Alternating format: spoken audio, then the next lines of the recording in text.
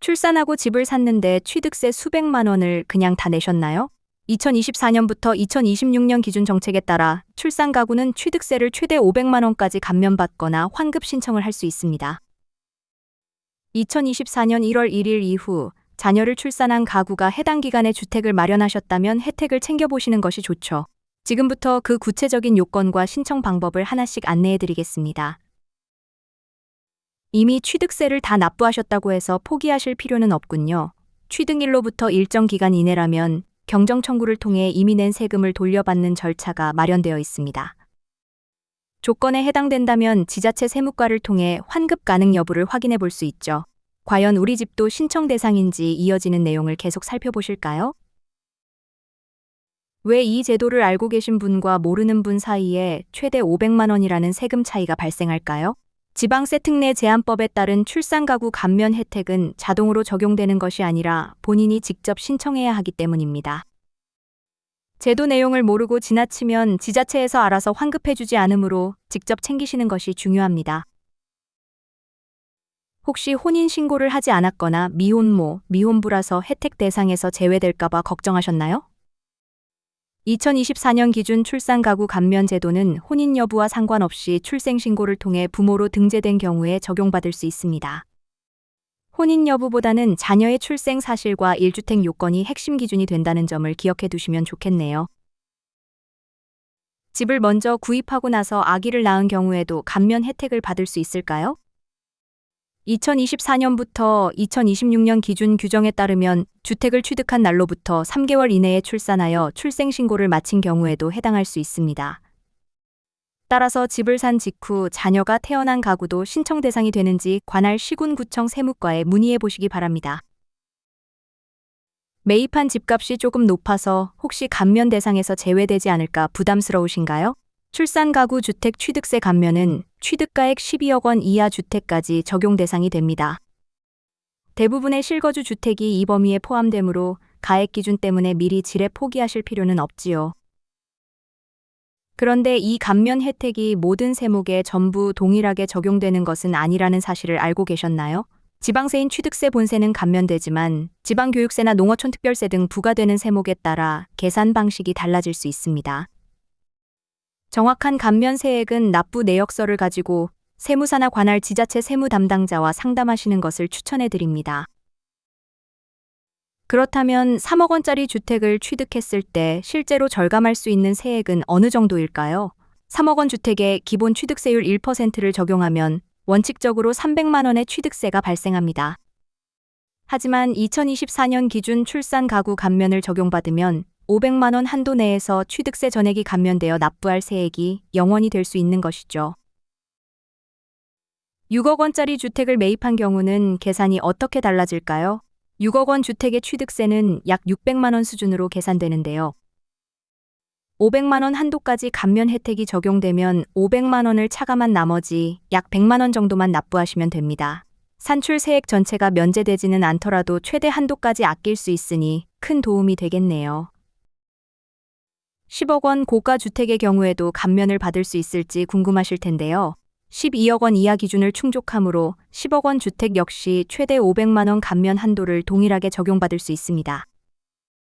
주택가액이 높아 세금 부담이 큰 상황에서 500만 원 절감은 결코 작은 금액이 아니군요. 이미 세금을 다 납부했으니 이제 와서 신청해봤자 소용없다고 생각하셨나요? 취득일로부터 5년 이내라면 경정청구라는 합법적인 절차를 통해 이미 납부한 세금을 환급받으실 수 있습니다. 지나간 세금이라고 지레 포기하지 마시고 시군구청 세무과에 경정청구 서류를 제출해 보시기 바랍니다. 아기를 낳기 전에 집을 사면 무조건 혜택이 없다는 오해도 정반대일 수 있죠.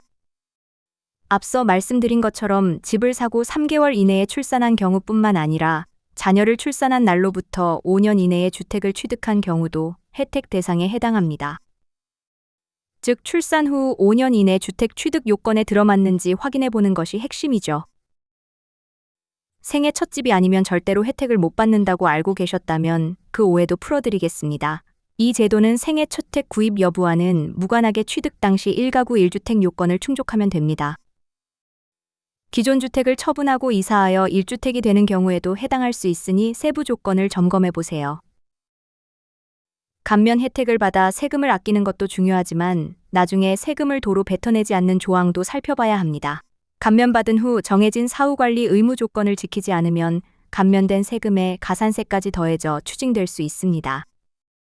취득 후 실거주 및 보유 조건을 반드시 사전 숙지하셔야겠지요. 여기서 꼭 기억하셔야 할 숫자가 바로 3년이라는 기간입니다. 감면 혜택을 받은 주택에는 취득일로부터 3년 동안 상속이나 이사 등 정당한 사유 없이 매도하거나 임대해서는 안 되는 의무가 부여됩니다. 또한 취득 후 3개월 이내에 상시 거주를 시작해야 한다는 점도 잊지 마시기 바라죠. 만약 3년 이내에 주택을 팔거나 실거주를 하지 않아 감면받은 세금이 추징된다면 얼마나 더 내야 할까요? 원래 감면받았던 금액인 최대 500만 원과 함께 거주하지 않은 기간에 대한 이자 상당 가산세가 합산되어 청구됩니다. 예상치 못한 세금 폭탄을 피하려면 실거주 의무 기간을 꼼꼼하게 관리하셔야겠군요. 그렇다면 지금 새로 집을 사면서 감면을 신청하려면 어디서 어떻게 해야 할까요? 잔금을 치르고 등기를 이전할 때 관할 시군구청 세무과에 지방세 감면 신청서와 주민등록표 등본, 가족관계증명서를 제출하시면 됩니다. 법무사를 통해 등기를 진행할 때 해당 서류를 함께 전달하면 편리하게 처리할 수 있죠. 이미 취득세를 납부한 후 뒤늦게 이 제도를 알게 되었다면 환급 신청을 어떻게 진행할까요? 관할 지자체 세무과에 방문하시거나 위텍스 누리집을 통해 지방세 경정 청구를 신청하실 수 있습니다. 작성 양식과 증빙 서류를 제출하면 심사를 거쳐 통장으로 환급금이 입금되는 구조입니다. 서류가 하나라도 누락되면 경정 청구가 반려되거나 지연될 수 있죠. 기본적으로 필요한 서류는 지방세 감면 및 환급 신청서, 자녀의 출생을 증명하는 가족관계증명서, 주민등록표 초본 등인데요. 사안에 따라 추가 서류가 필요할 수 있으므로 신청 전 관할 세무 담당자에게 문의하시는 것이 확실합니다. 우리 집 상황이 애매해서 스스로 판단하기 어려우셨다면 공식 상담 창구를 이용해 보세요. 관할 시군구청 세무과 지방세 담당 부서나 정부 민원 안내 창구로 연락하시면 친절하게 안내받으실 수 있습니다. 또한 복잡한 다주택 해소 과정이 얽혀 있다면 전문 세무사와의 상담을 거치는 것을 권장해 드립니다.